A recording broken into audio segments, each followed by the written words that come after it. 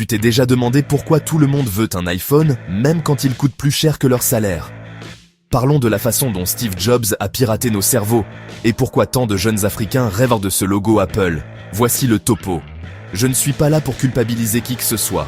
Je suis là pour décoder la psychologie, afin que tu puisses utiliser la technologie et non la laisser te contrôler. D'abord, le design.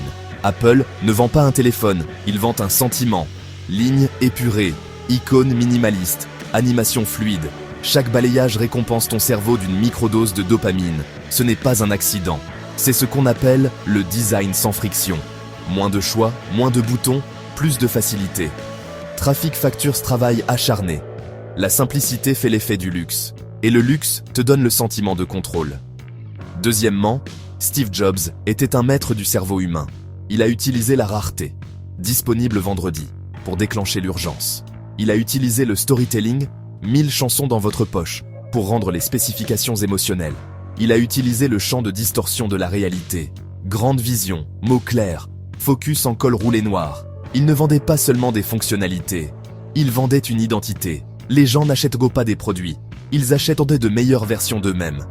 Troisièmement, pourquoi les jeunes Africains se sentent valorisés avec un iPhone? Parce que dans beaucoup de villes, Lagos, Abidjan, Nairobi, le téléphone est ton panneau publicitaire.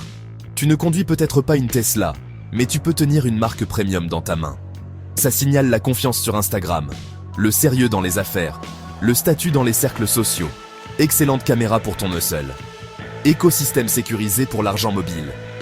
Bonne valeur de revente quand tu as besoin d'argent. Quand les opportunités sont numériques, ton ordinateur de poche devient ton passeport. Mais voici le piège, le jeu des apparences. Ça commence par « j'en ai besoin pour le travail » et se transforme en « j'en ai besoin pour me sentir digne ». La comparaison est le voleur de joie et le meilleur ami du marketing. Tu fais défiler, tu compares, tu achètes, tu postes, tu poursuis. Le téléphone est un outil, mais l'algorithme veut ton attention plus que ton succès. Souviens-toi de ça.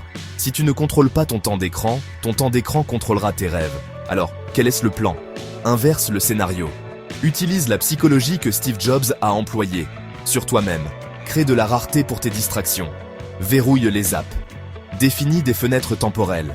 Raconte une histoire pour ta vie. Une compétence. Un an nouveau revenu. Conçois ton environnement. Bureau épuré. Objectif clair, app minimale.